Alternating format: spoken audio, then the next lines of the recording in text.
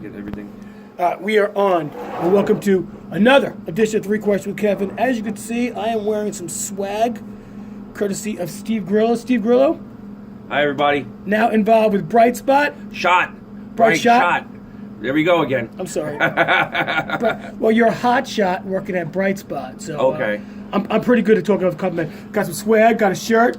I can't show you guys the back, but the back says "Light It Up," I believe. Light them up. Light 'em up. Okay, Light 'em great. up.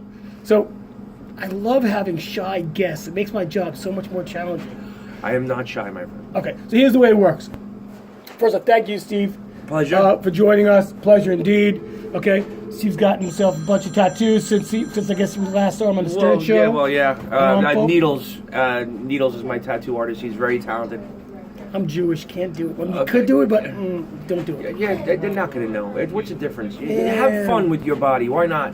Have fun with my body. That's what I'm doing. Also, his buddy created this sauce. It's called Pop Sauce.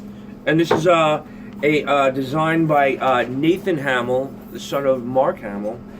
He does these awesome little figures that sell for online. You can look up Nathan Hamill, I'm sure.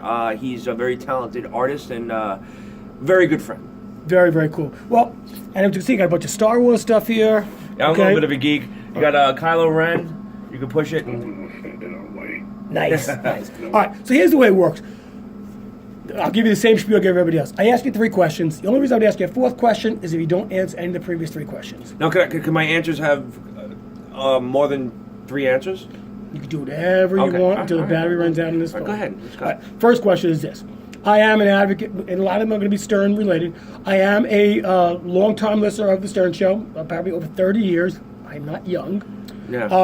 One of the regulars on the show now is JD. Why is my hand shaking? I'll put it like this, okay? JD. Yeah. And I bring up JD because recently they had this thing where they interviewed JD about how he would do on an interview once the Stern Show left. And to say it lightly, he failed miserably, which made me think. What do you mean by an interview? Like an exit interview? No, or like an interview for another job? him interviewing for a job. And it was Okay. horrible. I think it was JD. Whoever it was horrible. So my question to myself was, how the hell did he get the job at the Stern Show to begin with? Which leads me to my first question.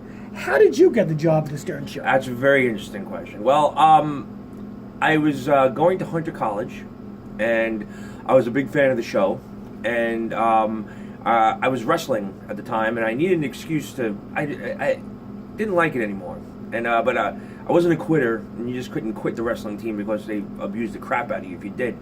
So one day I was outside Hunter College, and I didn't realize that Howard was on 600 Madison Avenue, and Hunter College is on 68th Street in Lexington, and I went, that's not that far. So I skipped class and walked down Lexington Avenue, and there I was standing in the hallway of K-Rock. Wow. And I remember specifically that there was this ugly plastic green plant on the other side of the door, and all I could think of was, I need to get past that fucking plant.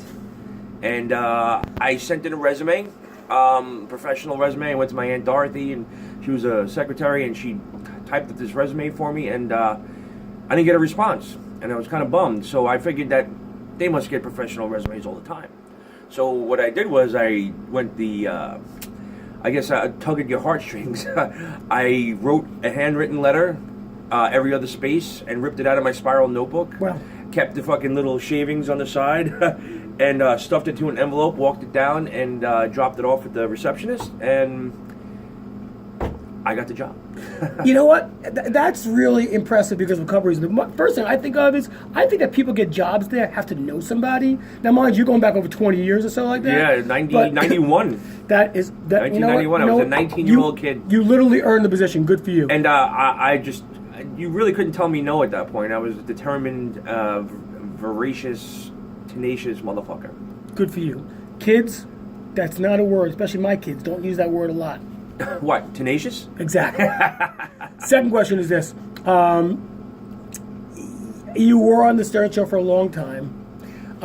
You decided to leave because you just weren't making enough money. You weren't getting the benefits you needed. It wasn't working out. No, nothing. Okay. What was, during your tenure there, what was the best specific time that you had? It was like, oh my God, this is a great moment. A specific day or time. It probably all revolved around, well, there's a lot of different ones. The books, when the books came out, the press and the tours and stuff like that, that was all a lot of fun. But I think one of the best times was when Private Parts came out, and we got to go to L.A. and got put up at a hotel and flown out there, and it was just epic parties wherever we went. And every celebrity wanted to be involved in what we were doing, and got to hang out got drunk with George Clooney one night. It was fucking sick, Stamos introducing us to everybody, and it was an epic time, and but all those things, anything that he did when those promotion things, like the book tours and stuff like that, it was just epic. Gotcha. Okay. And what's funny? You don't sound anything like the way they used to imitate you. I know. I love Fred Norris dearly. Like his impersonation of me is my favorite. Anytime like he would start up, I would just like giggle because I just thought it was awesome. Like it doesn't bother me all that shit. There's a lot of things that bother me, but not that. Gotcha. Okay, fair enough. And last question is this: out of all the people currently on the Stern Show, okay, who do you think is the most likely that if you needed to borrow $20, would loan you $20? Richard Christie. Absolutely, okay. 100%. Good Richard old Christie, Kansas City barbecue. Is one of the nicest human beings I've ever met. He's sincere and he's real. And Sal too. Sal the broker, love him to death. And Sal would probably give me $20. I think he owes me $20. I don't know. Okay. Think about that. Well, if there's an opportunity for Sal to watch this, Sal, you may owe him $20. Please pay up. I want to thank you. This was a great time. I'll be posting in a couple days. Make sure you guys subscribe. Yeah, Bright Shot. This is my company. Anybody doing a film, you need some lights, give me a call. Great. Thanks a lot. Talk to you soon, guys. Bye. Take care.